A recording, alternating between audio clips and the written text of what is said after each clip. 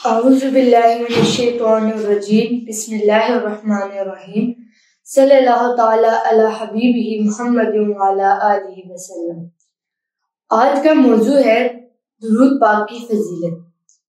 حضرت سفیان رحمۃ اللہ علیہ حضرت خلف سے نقل کرتے ہیں کہ میرا ایک دوست تھا جو میرے ساتھ حدیث پڑھا کرتا تھا، اس کا انتقال ہو گیا۔ میں نے اس کو خواب میں دیکھا کہ وہ نئے سبز کپڑوں میں دوڑتا پھر رہا ہے۔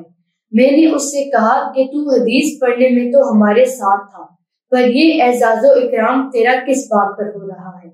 اس نے کہا حدیثیں تو میں تمہارے ساتھ ہی لکھا کرتا تھا، لیکن جب بھی نبی کریم صلی اللہ علیہ وآلہ وسلم کا پاک نام حدیث میں آتا تھا، میں اس کے نیچے صلی اللہ علیہ وآلہ وسلم لکھ دیتا تھا۔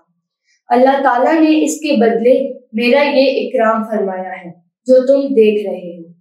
ابو سلیمان بن حسین حرانی کہتے ہیں کہ ہمارے پربس میں ایک صاحب تھے کہ جن کا نام فضل تھا، بہت کثرت سے نماز و روزہ میں مشغول رہتے تھے۔ انہوں نے بیان کیا کہ میں حدیث لکھا کرتا تھا لیکن اس میں درود شریف نہیں لکھتا تھا۔ وہ کہتے ہیں کہ میں نے حضور اقدس صلی اللہ علیہ وآلہ وسلم کو خواب میں دیکھا۔ حضور صلی اللہ علیہ وآلہ وسلم نے ارشاد فرمایا کہ جب تو میرا نام لکھتا ہے تو درود شریف کیوں نہیں پڑھتا؟ اس کے بعد انہوں نے درود کا اہتمام شروع کر دیا۔ اس کے کچھ دنوں بعد حضور اقدس صلی اللہ علیہ وآلہ وسلم کی خواب میں زیارت کی۔ حضور صلی اللہ علیہ وآلہ وسلم نے ارشاد فرمایا کہ تیرا درود میرے پاس پہنچ رہا ہے، جب میرا نام لیا کرے تو صلی اللہ علیہ وآلہ وسلم کہا کر۔ انہیں ابو سلیمان حرانی کا خود اپنا ایک قصہ نقل کیا گیا۔ وہ کہتے ہیں کہ میں نے ایک مرتبہ حضور اقدس صلی اللہ علیہ وآلہ وسلم کی خواب میں زیارت کی۔ حضور صلی اللہ علیہ وآلہ وسلم نے ارشاد فرمایا ابو سلیمان، جب تو حدیث میں میرا نام لیتا ہے اور اس پر درود بھی پڑھتا ہے تو پھر وسلم کیوں نہیں کہا کرتا؟ یہ 4 حروف ہیں اور یہ ہر 10 نیکیوں کے برابر ہے۔ ابو علی حسن بن علی عطار کہتے ہیں کہ مجھے ابو طاہر نے حدیث پاک کے چند اجزاء لکھ کر دیے۔ میں نے ان میں دیکھا کہ جہاں بھی کہیں نبی کریم صلی اللہ علیہ وآلہ وسلم کا پاک نام آیا، وہ حضور صلی اللہ علیہ وآلہ وسلم کے پاک نام کے بعد صلی اللہ علیہ وسلم تسلیما کثیرا لکھا کرتے تھے۔ میں نے پوچھا کہ اس طرح کیوں لکھتے ہو؟ انہوں نے کہا کہ میں اپنی نوعمری میں حدیث پاک لکھا کرتا تھا اور حضور اقدس صلی اللہ علیہ وآلہ وسلم کے پاک نام پر درود نہیں لکھا کرتا تھا۔ میں نے ایک مرتبہ حضور اقدس صلی اللہ علیہ وآلہ وسلم کی خواب میں زیارت کی۔ میں حضور اقدس کی خدمت میں حاضر ہوا اور میں نے سلام عرض کیا۔ حضور اقدس صلی اللہ علیہ وآلہ وسلم نے منہ پھیر لیا۔ میں نے دوسری جانب حاضر ہو کر سلام عرض کیا۔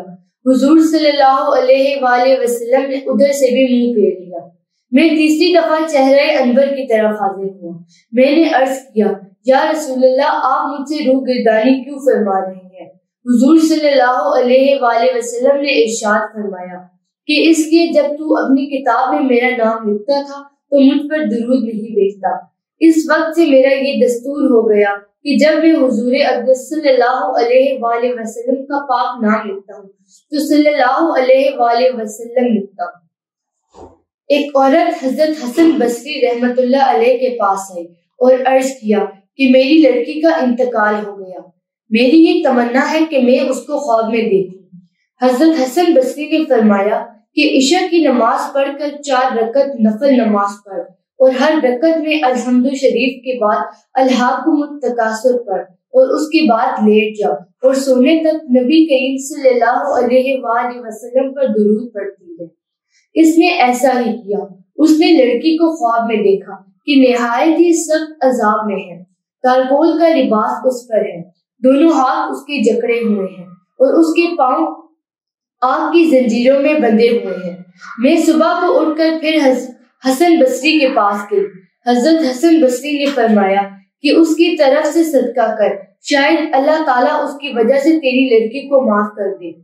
اگلے دن حضرت حسن نے خواب میں دیکھا کہ جنت کا ایک باغ ہے اور اس میں ایک بہت اونچا تخت ہے اور اس پر ایک بہت زیادہ نہایت حسین و جمیل خوبصورت لڑکی بیٹھی ہوئی ہے۔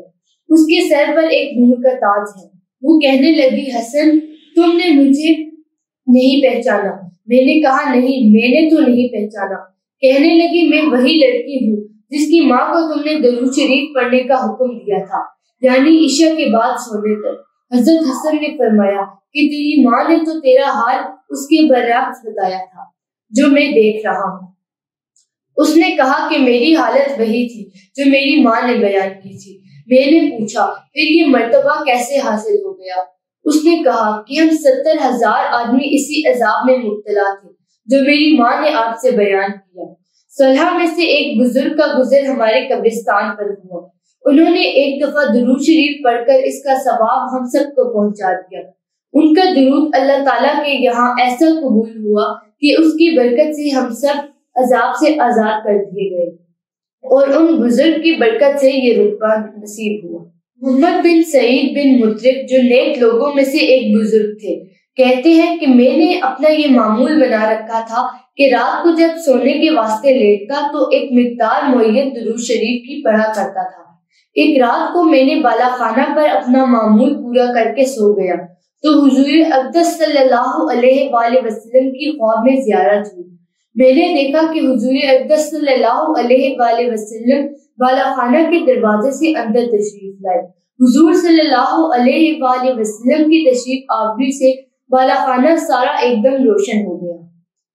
حضور صلی اللہ علیہ وآلہ وسلم نے میری طرف کو تشریف لائے اور ارشاد فرمایا کہ لا اس منہ کو جس سے تو کثرت سے مجھ پر درود پڑتا ہے، میں اس کو چوموں گا۔ پھر اس سے شرم آئی کہ میں دہنے مبارک کی طرف منہ کروں تو میں نے ادھر سے اپنے منہ کو پھیر دیا تو حضور اقدس صلی اللہ علیہ وآلہ وسلم نے میرے رخسار پر پیار کیا۔ میری گھبرا کر ایک دم آنکھ کھل گئی۔ میری گھبراہٹ سے میری بیوی جو میرے پاس پڑی ہوئی تھی اس کی بھی ایک دم آنکھ کھل گئی تو سارا بالا خانہ مشک کی خوشبو سے مہک رہا تھا اور مشک کی خوشبو میرے رخسار میں سے 8 دن تک آتی رہی۔ یہ تھا ہمارا آج کا موضوع۔ امید ہے آپ کو پسند آیا ہوگا۔ اللہ حافظ۔